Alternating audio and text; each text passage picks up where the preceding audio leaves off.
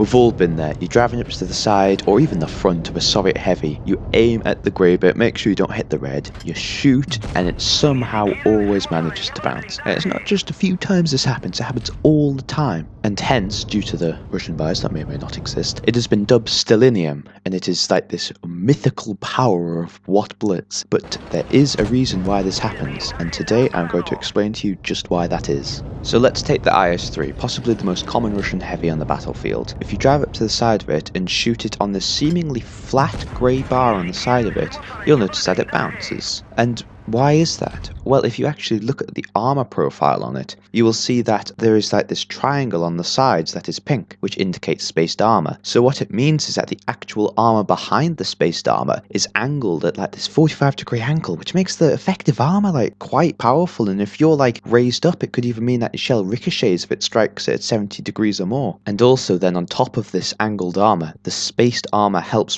reduce the penetration of the shell before it strikes the armor, making your chances of penetrating this bar along the IS-3 even less. And this gives the IS-3 a boat-like shaped hull, which, if you're familiar with your T10 mediums, you'll recognise and know it is quite effective at bouncing shells. And if you shoot the IS-3 in the front, in these spaced armour triangles, you will not penetrate. And why is that? It's for the same reason why I'm not penetrating the M103 here when I'm shooting it through the tracks. It's because it's not actual armour, it's not the actual hitbox of the IS-3, and because of that you will not damage it if your shell lands here. But when we look at the IS-6, you'll notice that there is no spaced armour along the similar area on it, so why do your shells bounce when they strike the side of an IS-6?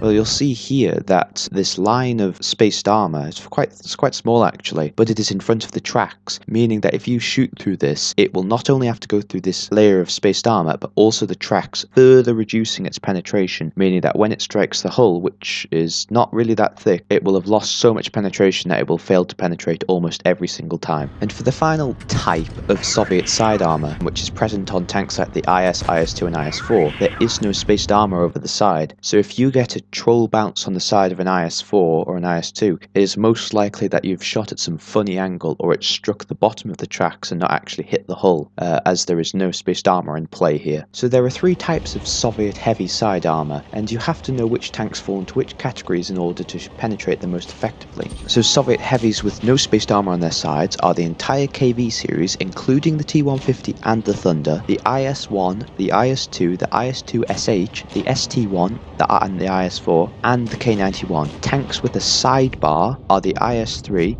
IS-3 Defender, IS-5, IS-8 and the IS-7, and finally tanks with a bar of spaced armor just sort of thrown on the side are the IS-6, the IS-6 Fearless, the Object 252U and the T-2020. Also the IS-7 has very well angled sides, so if the spaced armor wasn't enough, you can also experience what 300mm of effective and potential ricochets are like. So how would you want to deal with these? Well, for the tanks with no spaced armor on their side, you shoot them anywhere, just like any old regular tank. With the tanks with boat-shaped hulls, what you want to do is shoot through the tracks, as here there is not as much spaced armor, just the tracks, and you can also track them while you penetrate them, which can also be quite handy. And tanks with the spaced bar over the side, what you want to do is either shoot them through the very bottom of the tracks and make sure you don't catch through that spaced bar, or just shoot the side that is the impenetrable part of an IS-3, which is a bit confusing, I know, but as long as you sort of attribute the different armor layouts to the different tanks, it's fairly straightforward. But one thing I can't get my head around is why this is bouncing off the side of the Object 252U.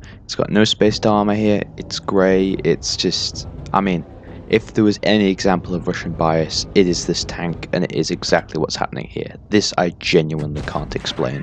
So if that's the Russian heavies covered, then why is it still possible to bounce quite a lot of Russian mediums and lights? Well, obviously the Russian mediums have good turrets, but sometimes you still get weird bounces on them, and that is because their hull armor is often very close to the average penetration in most tanks of the same tier, so funny angles or last minute turns that they do can often result in a ricochet or a non-penetrating shot. Also, they tend to be quite thin. Look at the LTTB for an example. So if they're wiggling, you might accidentally skim their side, and if that's at 85 degrees, then it's going to ricochet everything. And one overarching thing that affects all types of Soviet tanks, from tank destroyers to heavies, is the pike nose design. And this is present on tanks like the Object 268, the IS-3, the IS-5, the T22 medium, and what it does is, well, the thing that makes it quite troll, I should say, is when it's coming towards you and it's wiggling, as you can see, because its front is not flat, one area will become extremely thick, effective armor wise, and the other area become quite weak. And if it's wiggling back and forth, these areas keep shifting maybe every 1 or 2 seconds. So you line up a shot with one of these areas, and by the time you shoot,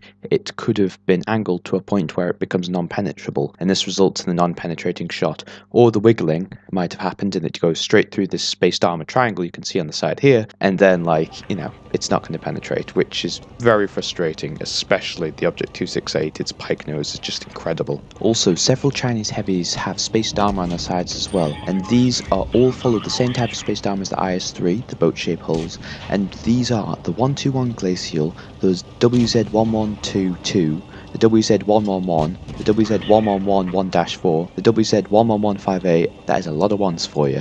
So hopefully now you know what stellinium is and why it is so effective, and also which tanks use it and which tanks you need to be careful of when aiming. So if you learned something, maybe subscribe, maybe like, maybe comment, you know, all the juicy things. Much appreciated, and I hope I speak to you soon.